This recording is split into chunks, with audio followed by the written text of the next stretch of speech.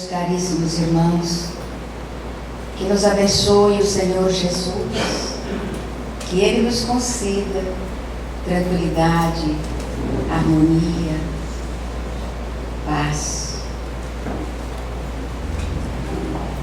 Eu dizia, a seguir devagarinho pela estrada da vida, quem me dera ter como os outros um olhar que espera e um coração que não está sozinho. Em cada galho despertava um ninho ao som da minha voz, e aos poucos era como se uma eterna primavera espiritualizasse o meu caminho. Guilherme de Almeida. Admirável poeta. E é interessante como os poetas são capazes de retratar os sentimentos, as emoções da criatura, das criaturas, de uma forma tão agradável que toca a alma da gente. Cada vez que eu repito as estrofes do poema de Guilherme de Almeida, parece que estou falando de mim mesmo, da soledade, dos anseios, das necessidades do coração. Necessidades que são peculiares, acredito, de todas as criaturas, porque quem não sente, de quando em vez, ou de vez em sempre, solidão? Existe aquela solidão de quem está sozinho, sem companhia, e existe a solidão daqueles que estão entronizados num grupo familiar e que todavia se sente sozinho.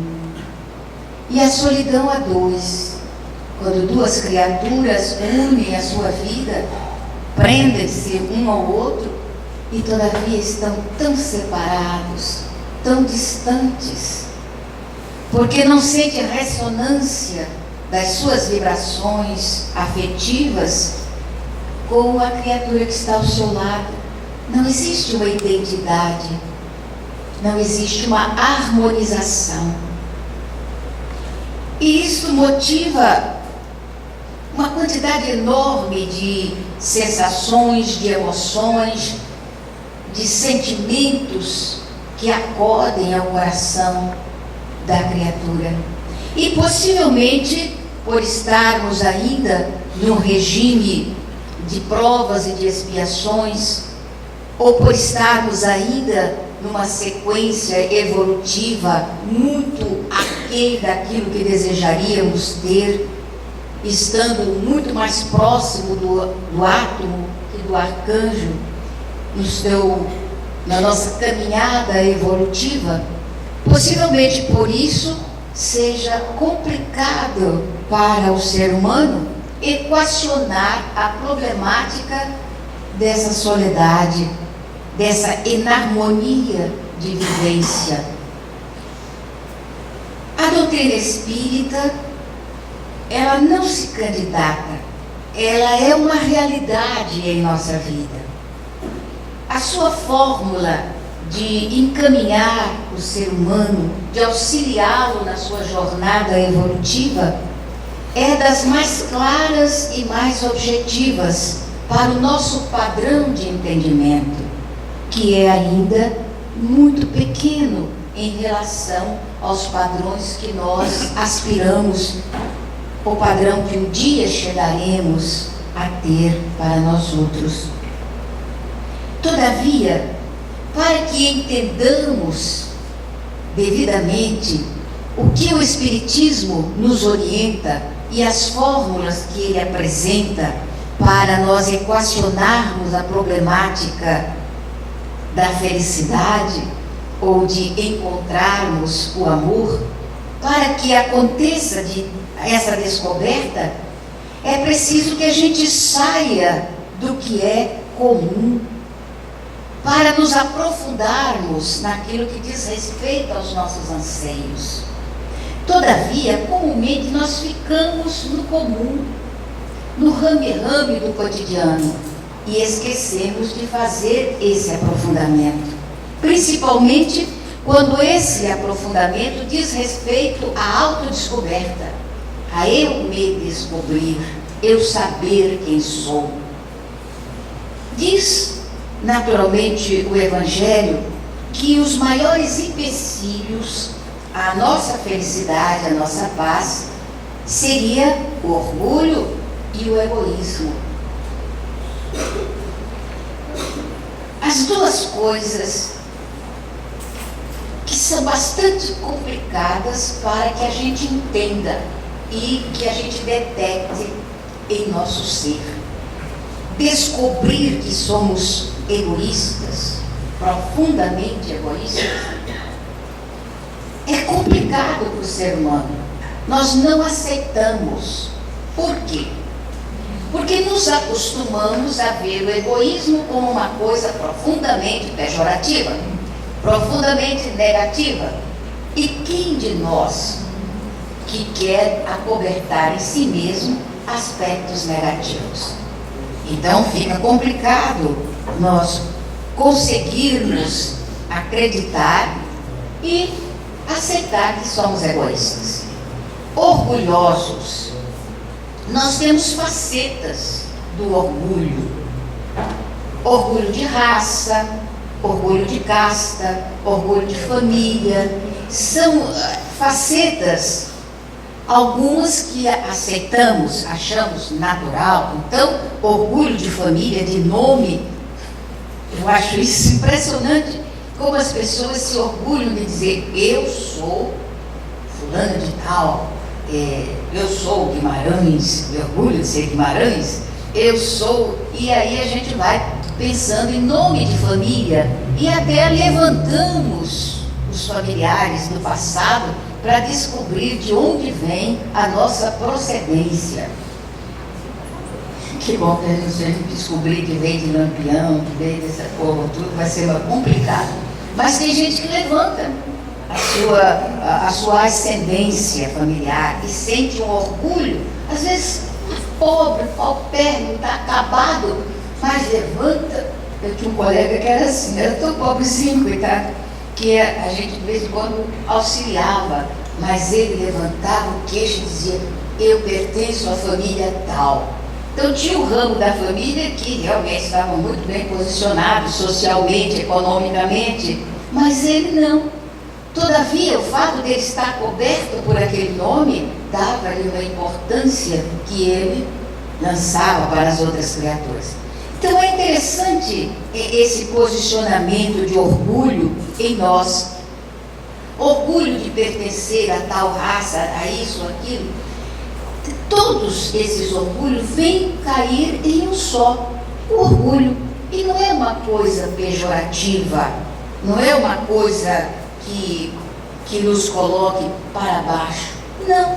Se detectarmos o orgulho em nós, e quando acontecer isso, basta que trabalhemos no sentido de erradicá-lo. Porque o que significa o orgulho em nós? Significa tampões nos ouvidos e nos olhos, impedindo-nos de ver a realidade e de ouvir também. E aí a gente vai ao Evangelho, quando Jesus nos diz, bem-aventurados, né, ou felizes daqueles que têm olhos de ver e ouvidos de ouvir. Olhos de ver a realidade e ouvidos de ouvir a verdade e aceitar essa verdade e sentir essa realidade. E é interessante que o Espiritismo vai nos conduzir exatamente a esse ponto. Ver a realidade além das aparências. Nós vivemos de aparências. E o Espiritismo vem levantar essas aparências para que possamos enxergar a realidade que vem depois das aparências. E na resposta 919, os Espíritos nos dão a primeira dica importante para que a gente comece a enxergar essa realidade além das aparências, quando nos diz que precisamos conhecermos-nos a nós mesmos. Para que se estabeleça esse conhecimento, a gente precisa levantar o véu das aparências que colocamos em nós mesmos como anteparos, impedindo que a gente enxergue no espelho da razão aquilo que realmente somos. André Luiz faz um estudo interessante a esse respeito, quando ele estabelece as múltiplas facetas que nós utilizamos, as máscaras, as personas que nós colocamos para a nossa convivência. E essas personas normalmente obliteram a nossa razão, obnubilam a mente, não permitindo que a gente enxergue a realidade além das aparências. Então, comumente, diz André Luiz, nós utilizamos uma persona que apresentamos às criaturas. Essa persona, naturalmente, não representa absolutamente o que somos em realidade. É a máscara que nós gostaríamos que as pessoas nos vissem como essa máscara e que acreditassem que essa máscara é a realidade. Então são as pessoas que vêm com uma doçura, uma docilidade, que é apenas aparência, é a camuflagem daquilo que somos em verdade. Então é essa máscara que a gente apresenta às pessoas quando as conhecemos a priori, que apresentamos ao namorado, a pessoa que a gente aspira, vem a ser a nossa companhia, a namorada, o namorado, escondendo a nossa realidade. Nenhum homem chega a uma moça e diz a ela: olha, eu bebo pra caramba, minha filha. Você já está sabendo que isso é uma complicação. Ninguém diz isso. Ninguém chega e diz: olha, eu não sou muito fã de tomar banho. Outro dia o senhor me falou isso: Ana, eu não gosto de tomar banho. Eu vou assim, por necessidade. Depois, falei, não fale mais nada. Depois de 1 ou 2 dias, tenha santa paciência. Mas quem diz isso à pessoa pela qual se interessou? Ninguém diz. Então nós vamos perfumadinhos. Eu fico vendo pelos namoradinhos que eu tenho lá em casa, né? Os netos e os filhos. Então se ajeita, faz uma barba, corta o cabelo, ajeita tudo para encontrar a namorada. E eu fico olhando. Aí outro dia eu falei para o meu neto, eu falei: filho, eu vou convidar a sua namorada para vir aqui e vou abrir a porta do quarto para ela dar uma olhadinha. Aí eu vou dizer a ela: olha, é esse rapaz que você está querendo levar para você. Então aprenda que você vai ter que juntar as roupas dele e os sapatos. E ele foi lá rapidinho, juntou os sapatos, juntou as roupas todas. Aparência. Então viver de aparência é o que as pessoas fazem comumente. É claro que você não vai chegar para a pessoa relaxada, não. Mas também, para enganar, não vale a pena. Vamos conversar naturalmente, como fazemos. E essa história de abrir a porta do carro para a namorada entrar, se você não faz isso com a sua mãe, nem com a sua irmã, deixa ela abrir a porta, para ela saber que quando ela for entrar no carro, é ela que vai abrir a porta. Eu já contei isso para vocês, mas vou repetir. O senhor Guimarães, nós chegamos de carro na porta do centro e tinha umas pessoas esperando. Ele parou o carro, desceu e foi abrir a porta para mim. Ele abriu a porta, eu desci e as pessoas bateram palmas. Muito bem, Geraldo. Então você abre a porta para sua esposa depois de tantos anos de casado. E ele baixinho falou: não conto para ninguém que a porta está estragada. Só abre lá de fora. Então, a realidade, além das aparências. Então, André Luiz diz que nós utilizamos essa máscara. Damos um perfil que em realidade não é o nosso. Depois de algum tempo de convivência, acontece um outro fenômeno, contado, narrado por André Luiz. A máscara que nós utilizamos, ela permanece apenas na nossa visão. Mas as pessoas que convivem conosco começam a descobrir a outra máscara, a máscara da realidade, daquilo que somos. Porque não conseguimos fingir por muito tempo. Se convivemos com uma pessoa um mês, um ano, automaticamente o que está no fundo vai surgir, vai aparecer a aspereza, a violência, a indelicadeza, a falta de urbanidade, a falta de respeito. Tudo isso vai eclodindo. Todavia, como a vaidade nos impede a visão, oblitera a visão, nós não enxergamos o que os outros começam a ver. Então nós utilizamos dois tipos de personas. Aquela que nós desejamos que as pessoas aceitem e acreditem, e aquela outra que as pessoas veem. Todavia, nós vamos observar que as pessoas que estão em torno de nós não são sinceras conosco. Aí então nós vamos partir para detectar amizades. Os amigos verdadeiros e aqueles que são apenas companheiros de convivência, colegas de convivência, mas onde não existe amizade. Como que a gente vai perceber isso? Talvez não percebamos, mas as pessoas demonstram que são. E é importante que a gente saiba que nós não sabemos ser amigos. Então, quando perguntamos, você tem amigos? Normalmente as pessoas dizem que tem. Eu tenho um grande amigo. Ou uma grande amiga. Eu tenho alguns amigos. Vamos começar a peneirar os amigos. Peneirar. Então, você dizer que tem amigos é uma coisa. Agora, uma pergunta que é crucial e terrível para nós. Você é amigo? Você realmente é amigo de alguém? De uma pessoa? 2, 3?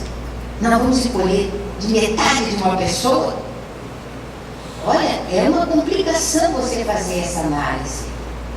Você diz, a minha grande amiga Maria, tudo bem, de lá para cá você não sabe, que agora e daqui para lá. Você é amigo?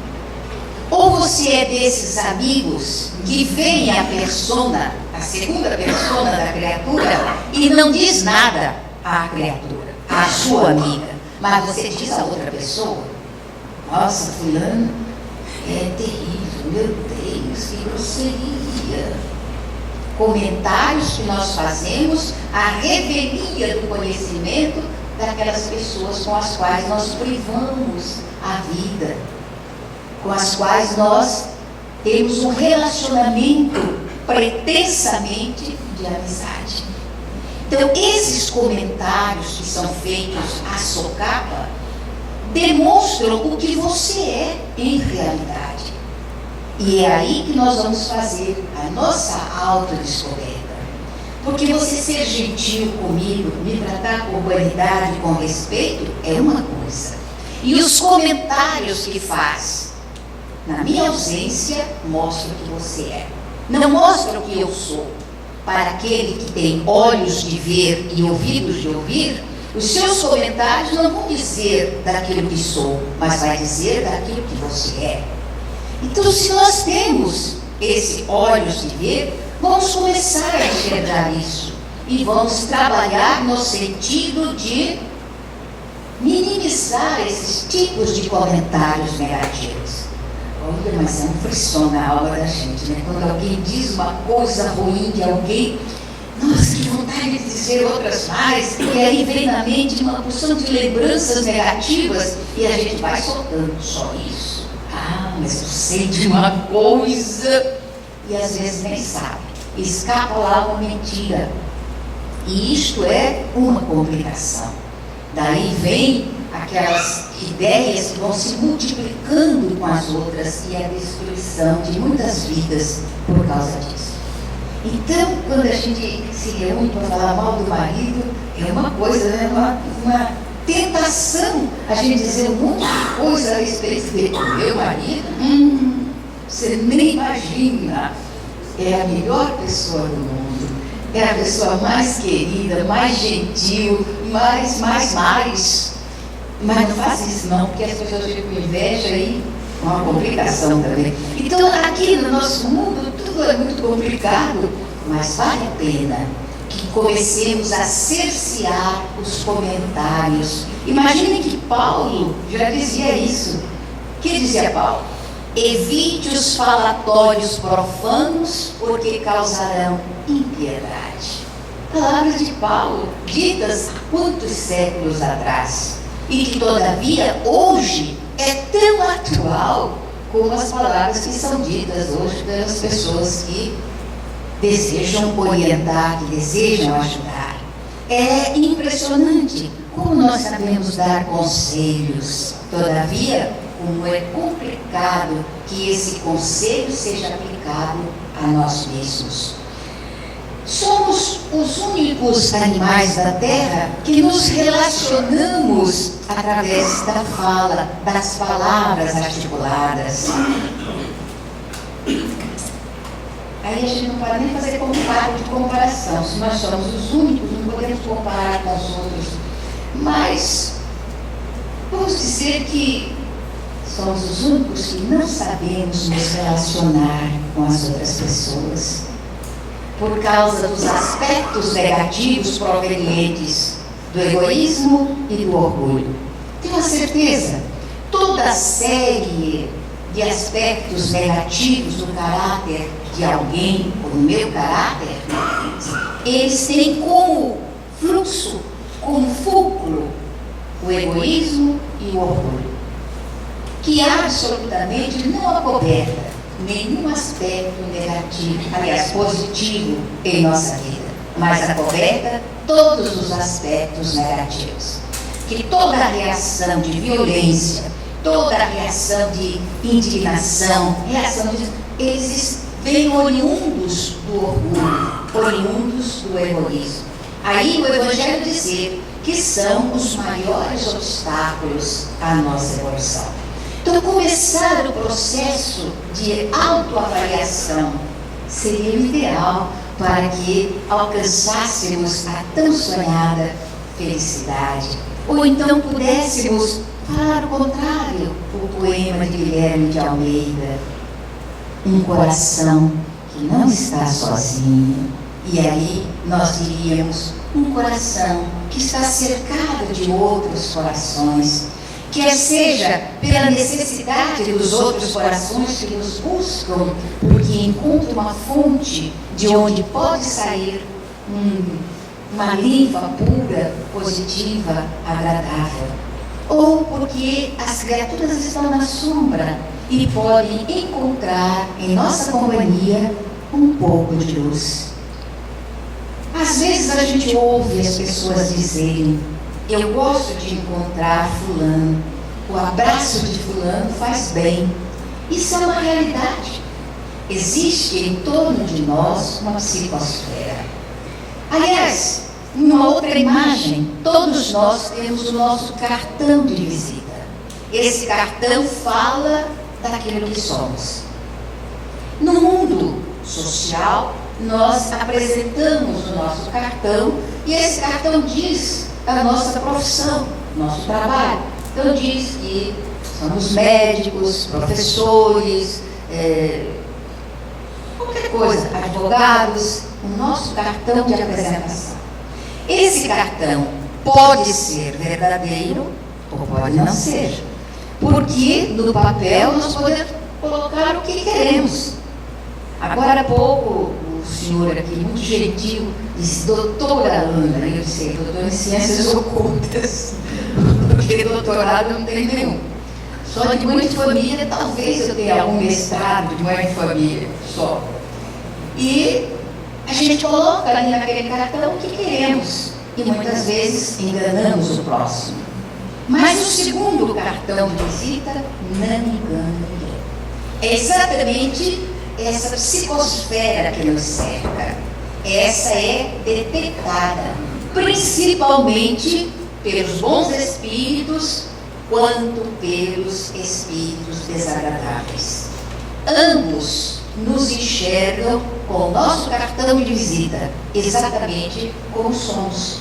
E como diz popularmente, o semelhante atrai o semelhante.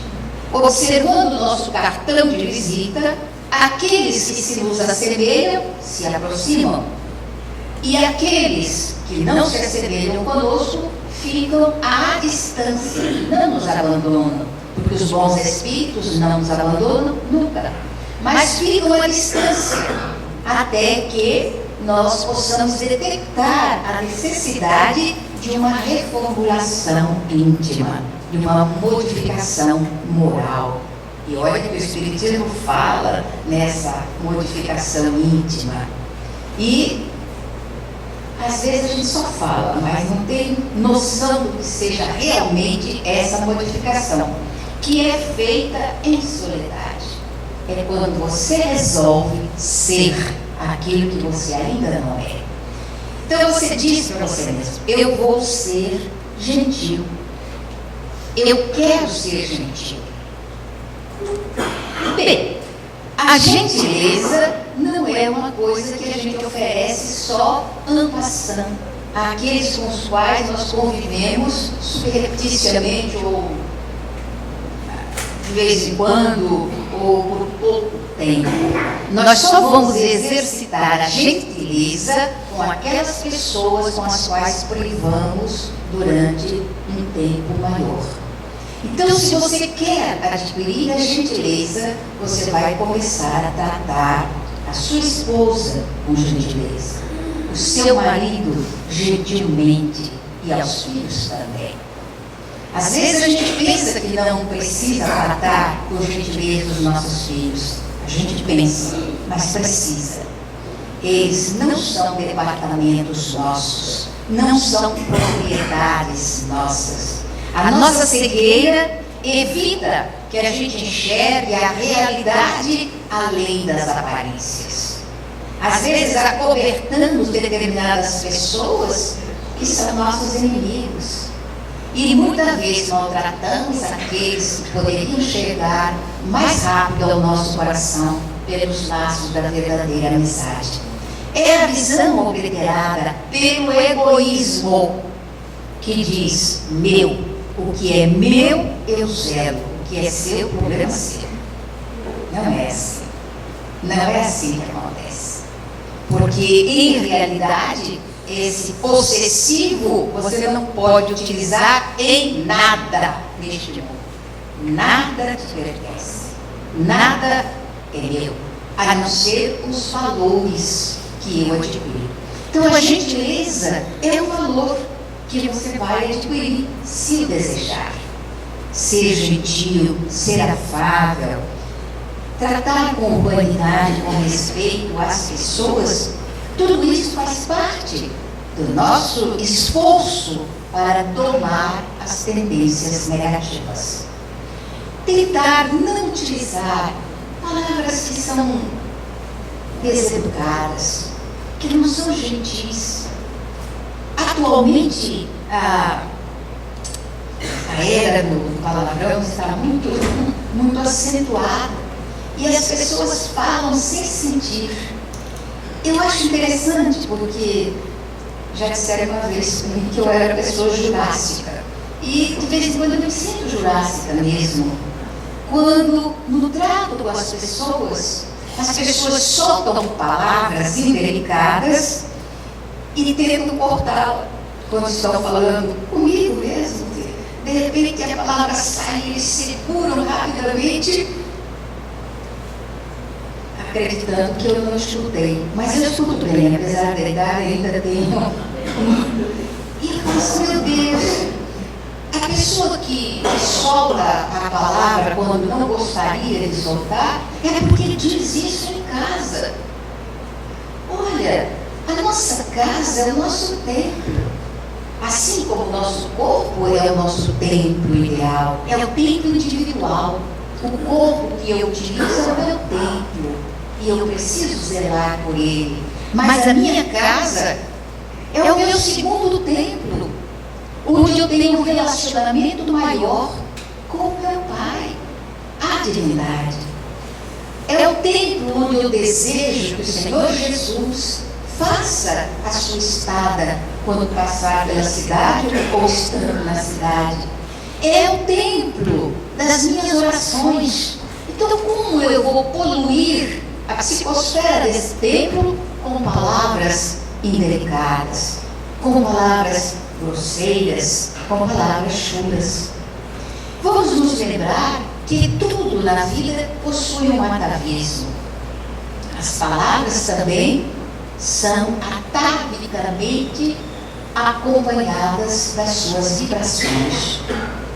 Ontem nós estávamos falando, eu vou repetir hoje, as pessoas que falam assim com naturalidade, principalmente as crianças e os jovens, porque ouviram, porque ouvem, diz assim, ai que ódio, às vezes fala até de brincadeira, ai que ódio, qualquer coisa.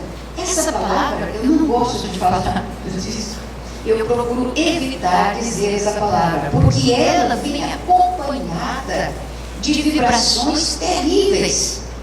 Pensem em todos esses sentimentos que vêm desde o passado, quando ele era vivenciado prioristicamente pelas criaturas que viviam mais pelo desamor do que pelo amor. Então ele vem de quebrada em quebrada, de século a século, trazendo um século de energias negativas. A gente fala tanto em energia hoje, né? Deixa eu receber a sua energia. Por que você não leva a sua e oferece uma energia positiva, boa, altruística? Então a gente diz e deixa os filhos dizerem também.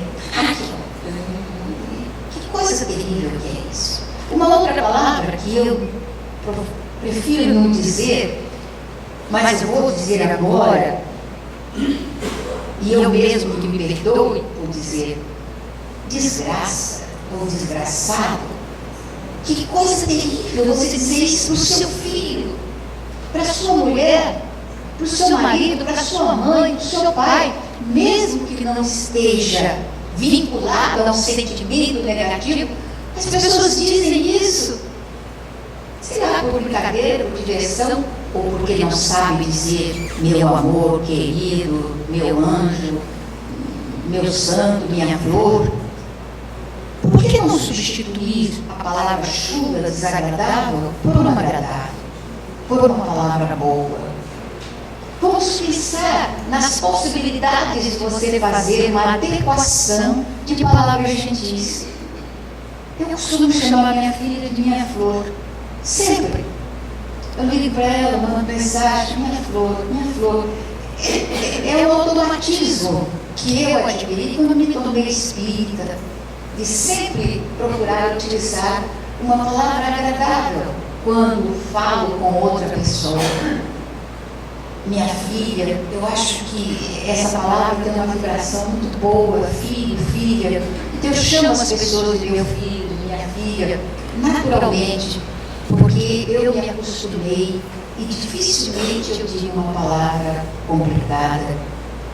Outro dia até eu dei risada comigo mesmo, eu me abaixei para limpar qualquer coisa, levantei, tinha uma janela dentro. Imagina aquela pancadinha no alto da sinagoga, como diz o outro. Eu levantei, botei a mão na cabeça e falei, misericórdia. E o meu neto estava ouvindo, falou, o que foi, ó? Você está pedindo misericórdia para a dor terrível que eu estou sentindo aqui no alto da cabeça. E ele começou a rir, falou, geralmente as pessoas dizem outra coisa. Eu falei, pois é, filho, eu tenho tentado nesses meus anos e anos de vivência a não dizer outras palavras, procurar dizer as palavras que eu acho que me dignificam. Isso é que é importante. Você pensar na sua dignidade. Eu me dignifico. Por quê? Porque eu me amo. E eu, quando me amo, eu sou capaz de amar a terceiros, a amar as outras pessoas. Geralmente, as pessoas nos aborrecem.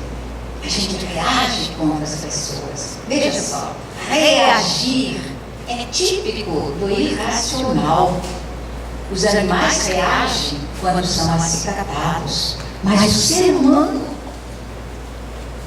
que é racional, não deveria reagir nunca. Deveria agir no sentido do bem. Então, quando uma pessoa nos aborrece, o que devemos fazer? Tratá-la com gentileza. Quanto mais eu me esforço para ser gentil com a pessoa que me aborrece, mais eu vou percebendo que esse aborrecimento tem fulcros, tem nascedouros que eu não gostaria de manter comigo. Não gostaria. Muitas vezes o que a gente pensa que é a pessoa que nos aborrece, nós nos aborrecemos conosco mesmo, porque vemos naquela pessoa que nos aborrece a criatura a quem devemos, a criatura que ofendemos no passado, e a presença dela hoje fere a nossa consciência. E ninguém gosta de ter a sua consciência despertada para a realidade da sua inferioridade pessoal. O Espiritismo é toda essa luminosidade. E os aspectos negativos que precisam ser erradicados. Não você erradicar os aspectos negativos no outro. Tente no seu, você mesmo, erradicar os aspectos negativos. Eu tive uma experiência bem interessante com uma pessoa. Eu falo bastante do ciúme, que o ciúme nunca foi tempero do amor. O ciúme é uma obsessão, é uma emoção inútil, uma emoção desagradável, que no princípio até pode ser interessante, depois de algum tempo torna a pessoa profundamente desagradável. Não importa a que nós tenhamos ciúmes, mas estávamos numa cidade e uma senhora veio conversar e começou a falar a respeito do seu marido. Ela disse: eu me casei, apesar da senhora dizer que a gente não casa por amor, eu penso que eu me casei por amor e penso que ele também me amava. E a nossa vida de casado, ele era gerente de um supermercado, a nossa vida ia correndo bem, felizes. Passou o primeiro mês, o segundo, um ano se passou de uma vida muito agradável. Ele sempre foi muito gentil, ele sempre me tratou com muito carinho. E até que chegou uma ocasião em que ele, com muito cuidado, disse que teria que passar a noite fora. Você me perdoa, mas vou deixar você sozinho. Não totalmente sozinho, porque a gente nunca fica sozinho. O nosso anjo de guarda, o anjo tutelar do lar, sempre está tomando conta. Mas eu preciso trabalhar, e eu tenho que trabalhar à noite. E ele saiu, eu achei normal. Ele foi para o mercado, o supermercado onde ele trabalhava, e passou aquela noite, chegou de manhã muito cansado, e foi dormir, mas não me falou nada a respeito do trabalho que ele estava fazendo. Na outra noite, ele foi trabalhar também. Na terceira noite, eu já comecei a ficar preocupada. Será que ele realmente está trabalhando? Peguei o carro e dei uma passada em frente do supermercado. Realmente havia luzes lá dentro. Eu falei, mas precisa ficar a noite inteira trabalhando no supermercado? Mas ele continuou. Na quinta noite, eu já estava que não me aguentava dentro de mim mesma. Peguei o carro, mais ou menos 11 horas, e fui dar uma voltinha pela rua. E passei em frente do supermercado. E vi parar um carrão daqueles especiais, e de lá desceram uma senhora, pouco mais de idade, e uma jovem. As duas muito bonitas, muito bem postas, e elas foram para o supermercado. Aí eu fiquei arrasada. Falei, meu Deus do céu, o que é que ele está fazendo a noite inteira com aquelas duas beldades, aquelas duas belezas que desceram daquele carro? Fiquei desesperada. E quando ele deu continuidade às noites e eu vi o carro parar várias vezes, eu resolvi me vingar. Falei, é assim? Ele passa as noites dele lá naquele supermercado com aquelas pessoas e eu fico aqui em casa esperando ele chegar de manhã cansado para dormir. Não vá. Resolvi sair. Uma colega me convidou para ir a uma festividade e eu fui. E nessa festa eu encontrei um antigo namorado. E começamos a conversar, dançamos um pouco, e a coisa foi mais ou menos interessante no começo.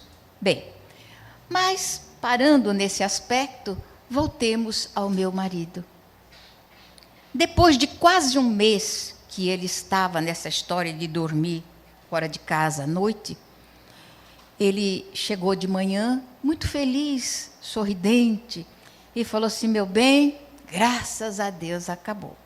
E aí o carrão parou na frente da minha casa, e veio um senhor, aquela senhora e a jovem, os três. Ele era o dono do supermercado. A senhora era sua esposa, e a jovem era sua filha. Então ele contou a história e disse: olha, o seu marido é uma pessoa excepcional, excelente. Ele detectou determinadas coisas negativas no supermercado, entrou em contato comigo e nós resolvemos fazer um levantamento para ver até onde iria o problema. E essas noites todas nós temos trabalhado em silêncio. Nós pedimos a ele para não espalhar a notícia, para que ninguém tomasse conhecimento, nem a senhora. E o seu marido foi excepcional.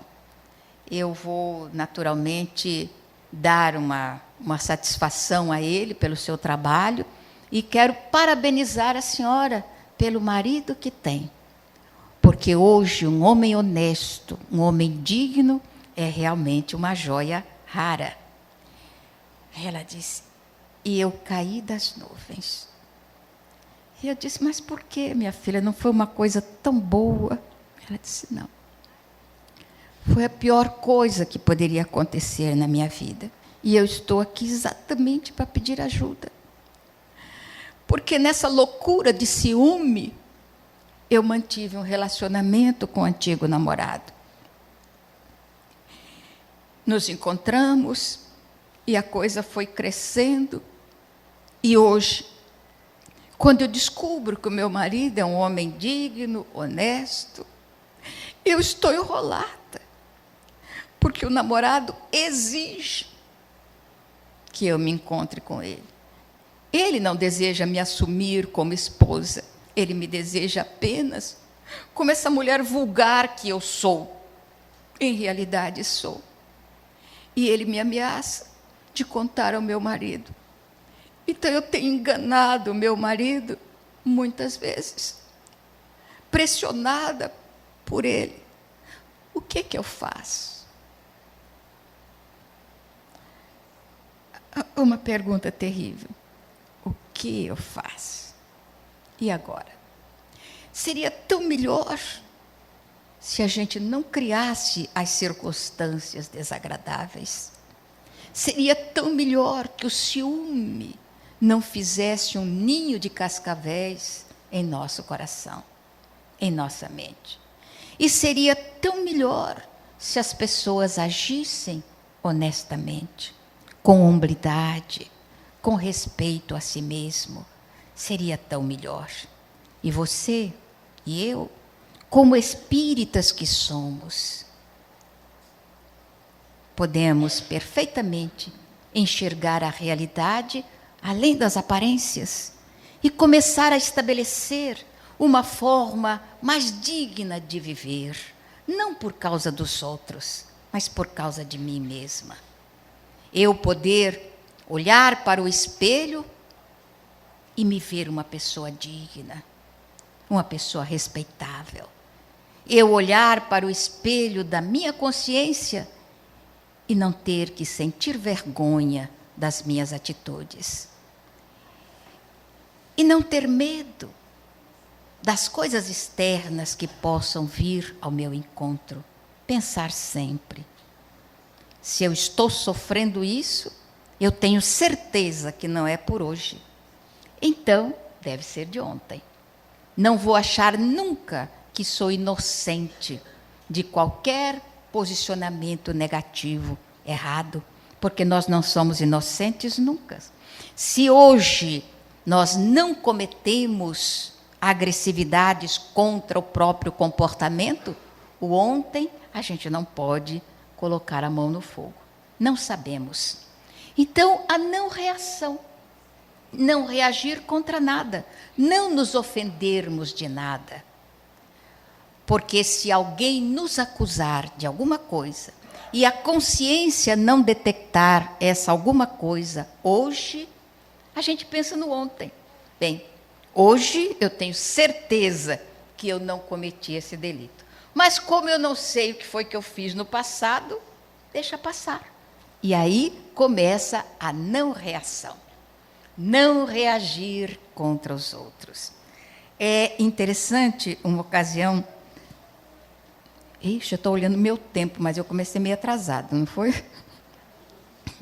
Eu estava me recordando que eu estava conversando com um desembargador, jovem ainda, bem jovem. E eu vou contar uma coisa engraçada desse encontro, porque eu estava na casa dos pais dele, e ele chegou e falou assim: Dona Ana, eu precisava conversar com a senhora, mas é uma conversa só de dois. Vamos dar uma voltinha? E eu disse: pois não. Entrei no carro, fomos dar uma volta, né? E ele contando a respeito da vida dele, do relacionamento. A esposa era promotora e ele desembargador, todos dois muito jovens, mas estava complicado. E ele contando. À medida que ele ia contando as histórias, eu ia me sentindo mal. Eu comecei a me sentir mal, aquela sensação de peso no peito, falta de ar, angústia. Já era quase um desespero. E eu pensando, falei: meu Deus do céu, será que é a vida desse rapaz que está tão perturbada assim, que está me perturbando também? Aí eu falei assim: ô meu filho, eu gostaria de voltar. Aí ele falou assim: está passando mal? Aí ele pegou no meu braço, eu estava gelada. Ele falou assim: ah, desculpa, esse lugar aqui é onde eles desovam os presuntos.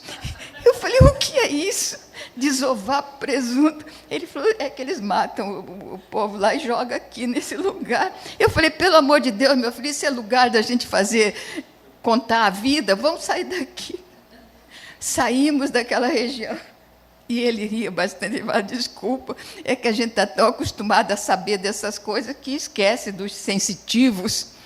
Eu falei: meu Jesus. Aí, à medida que a gente ia se afastando daquele local, eu ia melhorando. Mas os espíritos amigos, naturalmente, porque ele é uma pessoa que merecedor de um amparo maior, porque há a questão do merecimento. Então eu disse a ele, falei: ô meu filho, tem paciência com a sua esposa. O que é que acontece? Ela vê em você não o marido de agora. Ela vê em você o pai do passado.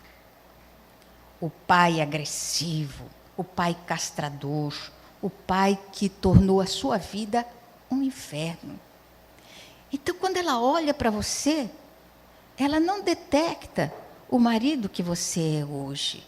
Ela enxerga o pai. E aí as reações, as brigas. Ele freou o carro, parou e ficou me olhando. Ele falou assim: Dona Ana, olha, eu tenho uma certa resistência com esse negócio de mediunidade, mas tem hora que a gente tem que baixar a guarda. Porque olha que coisa, muita vez ela me diz: que engraçado, eu sonhei que você era meu pai. E sonhei que você me batia muito.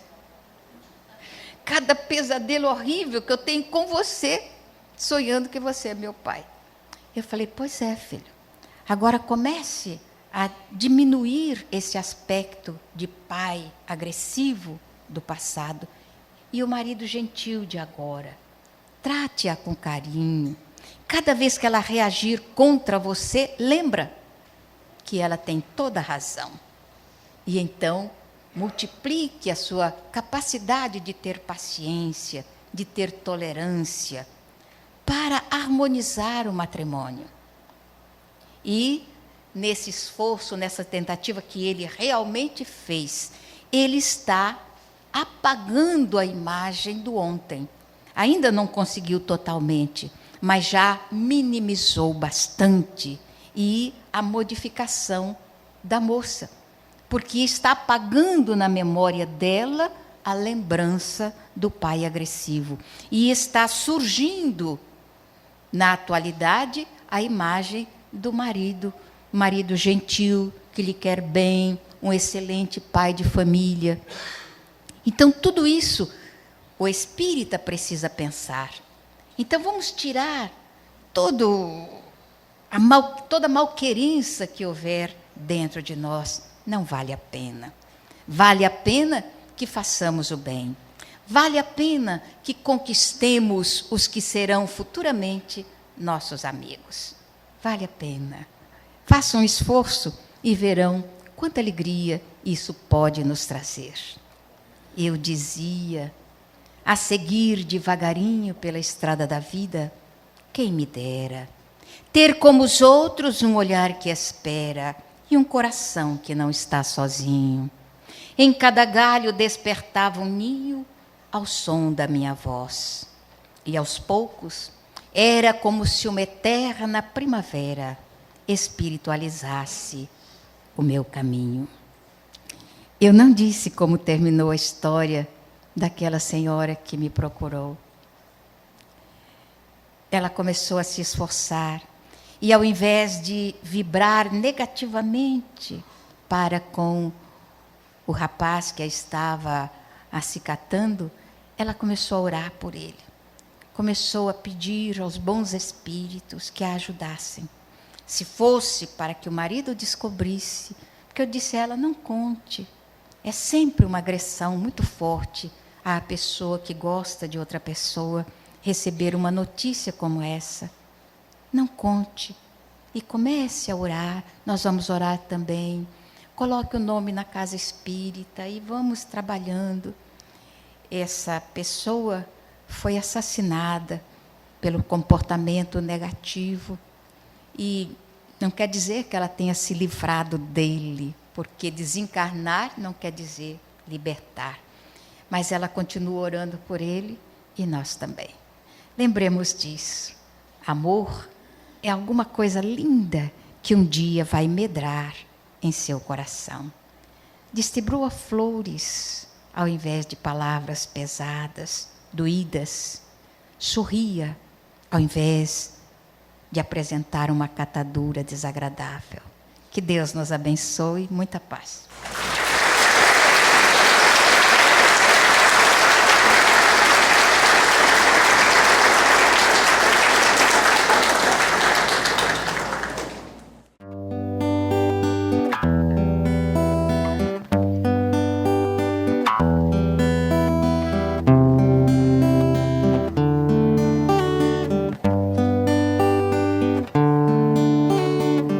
Acredite, estou aqui ao teu lado e vou te ouvir. Venho consolar teu coração. Fale-me do teu sofrer, busque a mim, basta querer. Posso restaurar a tua vida. Aleluia.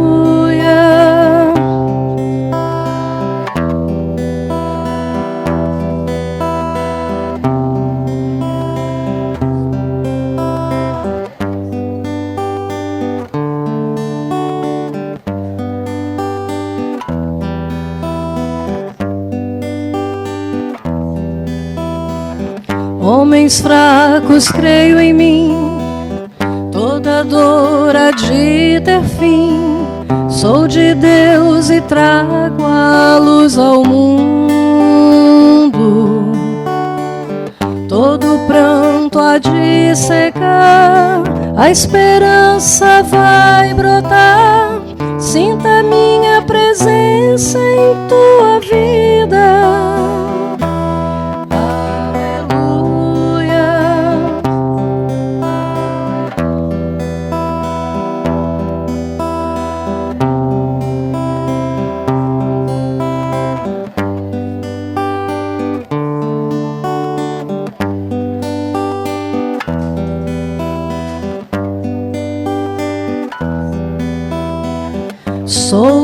Cristo Consolador, mensageiro do amor, junto a mim encontrarás alento.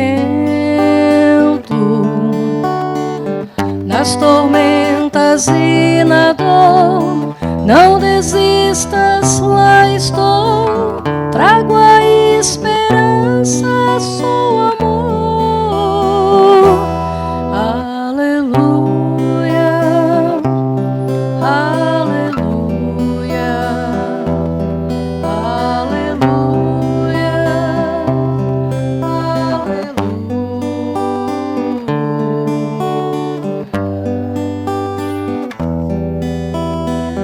Todos num só coração, as nações se dando as mãos, somos todos filhos do Senhor. Sai o ódio e entra o amor, vai a guerra, nasce a flor.